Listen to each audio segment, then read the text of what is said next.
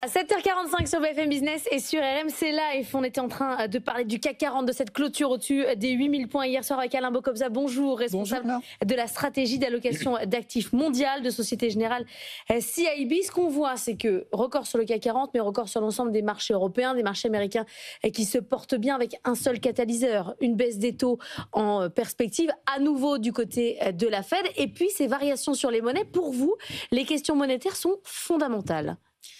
Quand on discute avec des responsables d'investissement en Asie, en Amérique, pendant très longtemps, ils ont investi en Europe via l'euro. Quand on achète les actions européennes, les marchés obligataires européens, on achète l'euro avec.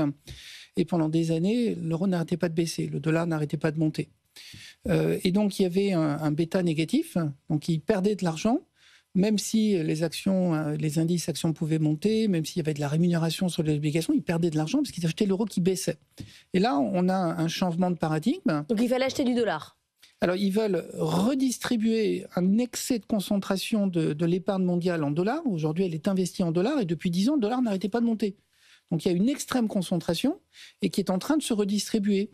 Et l'euro est devenu la monnaie principale de réallocation. On peut parler de l'or aussi, c'est à la fois une matière première et une monnaie, mais l'or c'est tout petit.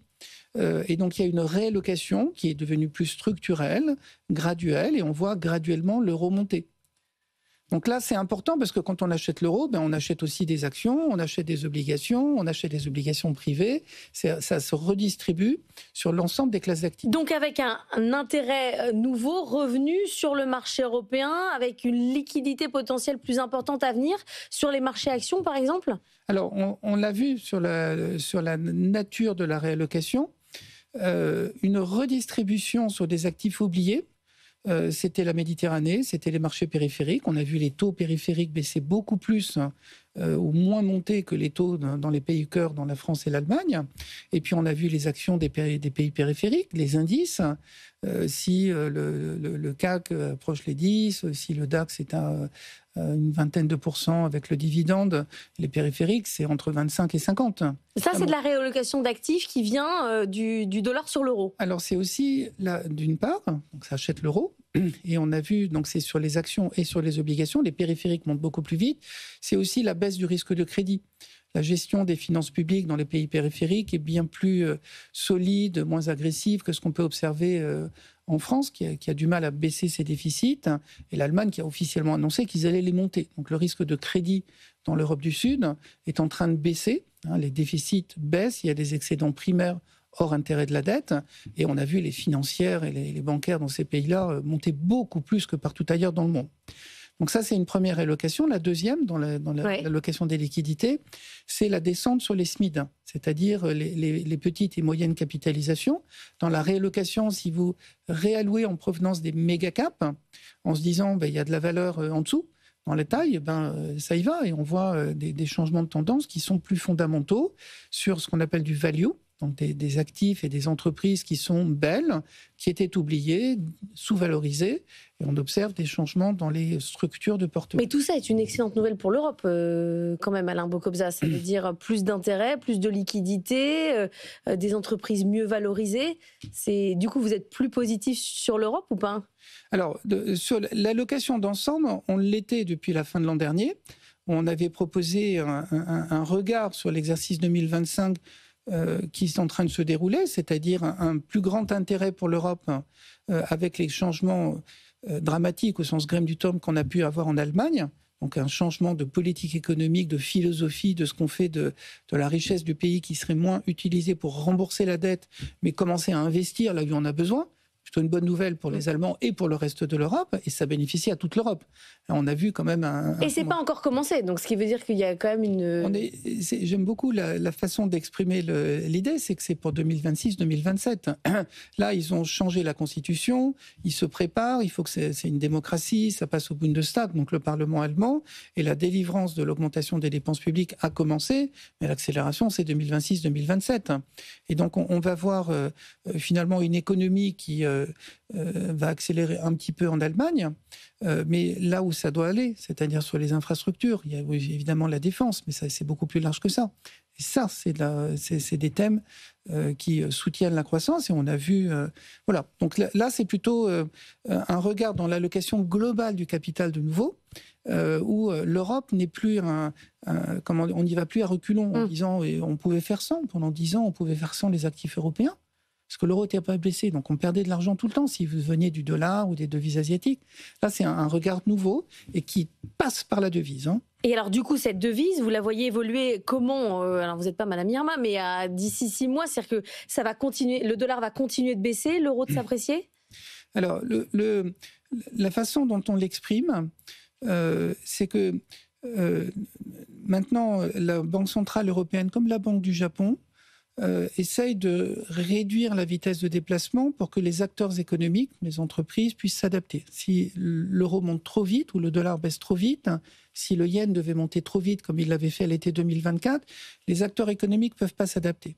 Les entreprises sont extraordinairement agiles dans le monde nouveau dans lequel nous sommes, elles s'adaptent. On a vu finalement pas de grosses ruptures à ce stade sur les tarifs, à cause des tarifs. Il y a une agilité extraordinaire des responsables des grandes entreprises.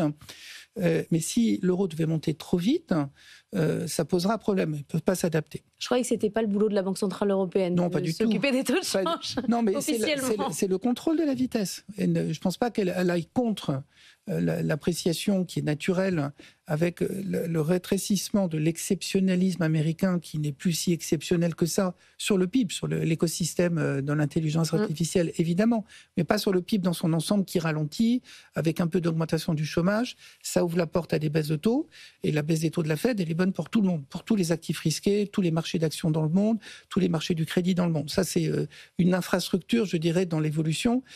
C'est classique et ça marche de nouveau. Donc là, c'est effectivement le parcours sur la vitesse. Donc notre réponse. Il ne faut pas que ça aille trop vite. Ça ne va pas aller trop vite, mais avec une très forte probabilité sur la poursuite de la baisse du dollar. Et parfois, vous pouvez être très agressif sur un expected return ou un risque de baisse, mais avec une probabilité qui est 1 sur 2. Et donc, ce n'est pas suffisant. Là, on met une baisse graduelle du dollar, mais avec une très forte probabilité. Il existe peu de scénarios dans lesquels le dollar remonte.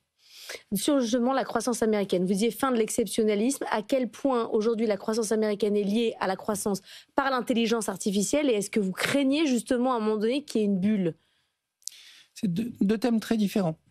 Une partie de la résistance de l'économie américaine, après tant d'années de croissance et de surcroissance, les prévisions pour l'an prochain, c'est autour de 1,5% sur le PIB. Vous voyez qu'on va se rapprocher du 1% de croissance qu'on a sur l'Europe. On n'a plus cet écart quand nous, on faisait 1,5 et eux, ils faisaient 3 ou 4. Donc l'écart, l'exceptionnalisme sur le PIB, il se réduit avec un risque équilibré. Il existe des scénarios dans lesquels l'économie américaine réaccélère ou ralentit. Donc cet exceptionnalisme au niveau du PIB dans son ensemble baisse. Et donc ça, c'est ancré pour 2026. À partir de là, l'écosystème de l'intelligence artificielle, c'est lui qui donne du soutien. Sinon, on pourrait imaginer une probabilité d'entrer en récession un petit peu plus forte que ce qui est travaillé. S'il n'y avait pas un soutien sur certains pans de l'économie américaine, dont les énormes investissements à coût de centaines de milliards de dollars tous les ans, l'économie pourrait craquer. Et avec de la baisse des taux, qui est confirmée, à vitesse modérée, si c'est 100 points de base dans les 12 mois qui viennent, c'est à peu près le rythme auquel ils vont, ça va donner un petit peu de soutien aussi. Donc là, on travaille les probabilités d'écart par rapport à ce qui est anticipé. La baisse des taux et l'écosystème autour de l'intelligence artificielle donnent du soutien pour éviter que l'économie américaine, qui est beaucoup d'années de croissance, est fragile. Mais il est sain cet écosystème de l'intelligence artificielle ou pas ? Alors, pour l'instant, ce qu'on vit, c'est le fait qu'il y a plus de demandes que d'offres. On l'a vu avec certaines entreprises qui récemment ont annoncé qu'elles étaient capables de répondre aux produits qui étaient nécessaires. Et le titre a fait des 150 milliards de capitalisation en une journée. Donc ça, c'est parce qu'il y a un manque d'offres par rapport à la demande. Et dans la formation des prix dans une économie de marché... Tant qu'on en est là, ça veut dire... Tant qu'on en est là, pour l'instant, il n'y a pas de raison de sortir de cet écosystème. Après, dans les vagues d'investissement si concentrées, l'histoire économique nous dit que ça se termine en général par des surcapacités. C'est-à-dire que l'accroissement de l'offre va plus vite que l'accroissement de la demande. Pour l'instant, l'accroissement de la demande va plus vite que l'accroissement de l'offre. Donc il y a de la demande et des prix, et tous ceux qui vendent ça vendent à des tarifs et des marges élevés. À un moment donné, il est possible que la croissance de la demande devienne inférieure à la croissance de l'offre. Et là, d'un point de vue boursier, il faudra faire très attention.